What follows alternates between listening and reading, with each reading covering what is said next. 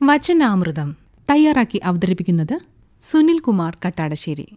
എൻ്റെ സത്യാന്വേഷണ പരീക്ഷണ കഥയിൽ രാഷ്ട്രപിതാവ് മഹാത്മാഗാന്ധി ഇങ്ങനെ പറയുന്നുണ്ട്: മനുഷ്യനും അയാളുടെ പ്രവൃത്തിയും രണ്ട് വ്യത്യസ്ത സംഗതികളാണ്.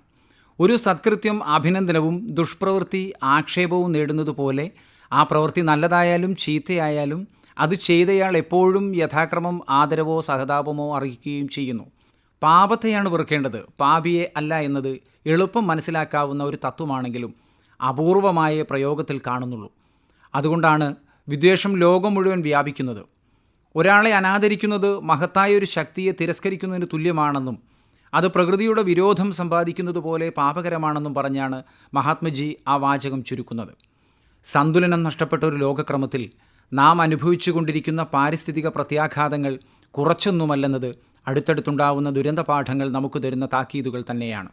നാം ജീവിക്കാനെടുക്കുന്ന സ്വാതന്ത്ര്യങ്ങൾ പാരിസ്ഥിതിക പ്രത്യാഘാതങ്ങൾക്ക് കാരണമാകുന്നുണ്ടെന്ന വ്യക്തമായ തിരിച്ചറിവുകൾ ഉണ്ടായിട്ട് പോലും അവയൊക്കെ തന്നെ നിസ്സാരവൽക്കരിക്കാൻ നാം കാണിച്ച വ്യഗ്രതകളാണ് ഇന്നുണ്ടായിക്കൊണ്ടിരിക്കുന്ന മഹാനഷ്ടങ്ങൾ ഓരോന്നും.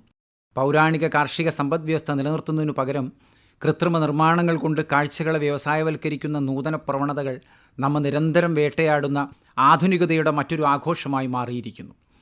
തിരുവള്ളുവരുടെ മഹത്തായ തിരുക്കുറലിനകത്ത് മനുഷ്യവംശത്തിൻ്റെ ദുരയെക്കുറിച്ച് പറയുന്നത് കേട്ടിട്ടുണ്ടോ ആരെങ്കിലും? അതിപ്രകാരമാണ്: അവനവൻ്റെ ആവശ്യങ്ങൾ വേണ്ടതിലധികവും നിറവേറ്റിയിട്ടും മതിവരാതെ മറ്റുള്ളതുകൂടി കവർന്ന് ഒടുക്കം പ്രകൃതിയിലേക്കായി മനുഷ്യൻ്റെ കണ്ണ്. ഒന്നും മതിയാവാതെ പ്രകൃതിയെ കൂടി കീഴ്പ്പെടുത്താൻ നടത്തിയ ശ്രമമത്രേ മനുഷ്യൻ്റെ അധപതനത്തിൻ്റെ ഹേതു എന്ന് തിരുക്കുറലിനകത്ത് പരാമർശമുണ്ട്.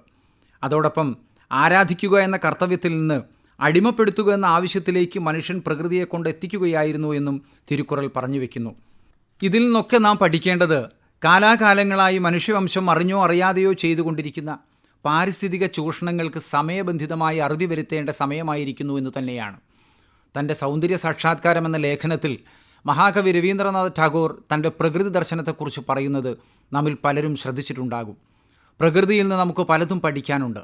ഒരു ഇലയുടെ പച്ച എന്ന് പറയുന്നത് കേവലമായ ഹരിതകത്തിൻ്റെ സ്വാധീനം മാത്രമല്ല, അത് ഉൾക്കൊള്ളുന്ന മരം എത്ര തന്നെ മുകളിലേക്ക് വളരുന്നുവോ അത്ര തന്നെ അത് കീഴ്പോട്ടും പടർന്നിറങ്ങുന്നുണ്ടത് എന്നതിനെ ആശ്രയിച്ചാണ്. അത് സസ്യാത്മകമായൊരു സ്വയം പ്രതിരോധത്തിൽ കൂടിയാണ് കടന്നു പോകുന്നത് എന്ന് നമുക്ക് മനസ്സിലാക്കാം. നമ്മുടെയൊക്കെ മനസ്സിനെ തൊടുന്ന ഇലപ്പച്ചകൾ ശരിക്കു പറഞ്ഞാൽ എൻ്റെ സർഗാത്മകതയെ കൂടി തൊട്ടു തലോടുന്നു എന്നുള്ളതാണ് സത്യം. രവീന്ദ്രനാഥ ടാഗോറിൻ്റെ പാരിസ്ഥിതിക സങ്കല്പം തികച്ചും കാവ്യാത്മകമാണെങ്കിലും അദ്ദേഹം കവിതയുടെയും പ്രകൃതിയുടെയും ഭാഗമായിരുന്നു എന്ന് സ്വയം പ്രഖ്യാപിച്ചിട്ടുമുണ്ട്. ആ തരത്തിലൊന്നും നമ്മുടെ ചുറ്റുപാടുകളെ വീക്ഷിക്കാനും സ്വായത്തമാക്കാനും നാളിന്നോളം നമുക്ക് കഴിഞ്ഞിട്ടില്ലെന്നാണ് ഏറ്റവും വലിയ ദുഃഖം. പ്രകൃതിയെ സ്നേഹിക്കുന്നവരുടെ വാക്കുകൾ തിരസ്കരിക്കുകയും പരിസ്ഥിതി സൗഹൃദ സംഭാഷണങ്ങൾ ബഹിഷ്കരിക്കുകയും ചെയ്ത ഒരു പൊതുസമൂഹത്തിൻ്റെ നെറുകയിലേക്ക് കാലം കരുതി വെച്ച കടുത്ത ശിക്ഷകൾ വന്നു പതിക്കുമ്പോൾ മാത്രമാണ് നാം പുനരാലോചനകൾ നടത്തുന്നത്. എണ്ണിയാലൊടുങ്ങാത്ത വിത്തിനങ്ങൾ സ്വന്തമെന്ന പോലെ നെഞ്ചോട് ചേർത്ത് സൂക്ഷിക്കുന്ന കർഷകരെ ദൈവത്തിൻ്റെ പ്രതിനിധി എന്ന പോലെ കണ്ടു കരുതുന്ന ഒരു പൊതുസമൂഹത്തിൽ പ്രകൃത്യാ ലഭിക്കുന്ന നീരുറവകളെ മണ്ണിട്ട് മറച്ചു കളയുന്ന ആധുനിക നിർമ്മാണ മനഃശാസ്ത്രത്തെ നമുക്കെങ്ങനെ കൂട്ടിച്ചേർക്കാനാവും? സംരക്ഷിക്കപ്പെടേണ്ട ജൈവ വൈവിധ്യ ഘടനകൾക്കുമീതെ അസംതൃപ്തമായൊരു പൊതുസമൂഹത്തിൻ്റെ ചില അലങ്കാരങ്ങൾ അടിച്ചേൽപ്പിച്ചപ്പോഴാണ് പ്രകൃതിയുടെ അസന്തുലനത്തെക്കുറിച്ച് നമ്മൾ മനസ്സിലാക്കാൻ തുടങ്ങിയത്. കുത്തിയൊഴുകുന്ന കാലവർഷത്തിൽ ആരാധനാലയങ്ങൾ പോലും ഒലിച്ചു പോവുകയും അഭയം പ്രാപിക്കാൻ ഇടങ്ങളില്ലാതാവുകയും ചെയ്ത ഒരു ജനത ഏകോദര സോദരരെ പോലെ താൽക്കാലിക വാസസ്ഥലങ്ങളിൽ സ്നേഹവും ജീവിതവും പങ്കുവെക്കുന്ന കാഴ്ചകൾ നമുക്ക് മനസ്സലിവ് സമ്മാനിച്ചിട്ടുണ്ട്. ഭൂമി അതിൻ്റെ പ്രകമ്പനം ചെയ്യപ്പെട്ടാൽ, ഭൂമി അതിൻ്റെ ഭാരങ്ങളെ പുറന്തള്ളുകയും ചെയ്താൽ, അതിനെന്തു പറ്റിയെന്ന് മനുഷ്യൻ പരിഭ്രാന്തിയോടെ ചോദിക്കുകയും ചെയ്താൽ ആ ദിവസം അതിൻ്റെ വർത്തമാനം പറഞ്ഞറിയിക്കുന്നതാണ്.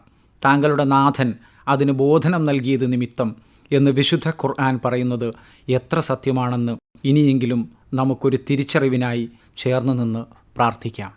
വചനാമൃതമാണ് നിങ്ങൾ ഇതുവരെ കേട്ടത്.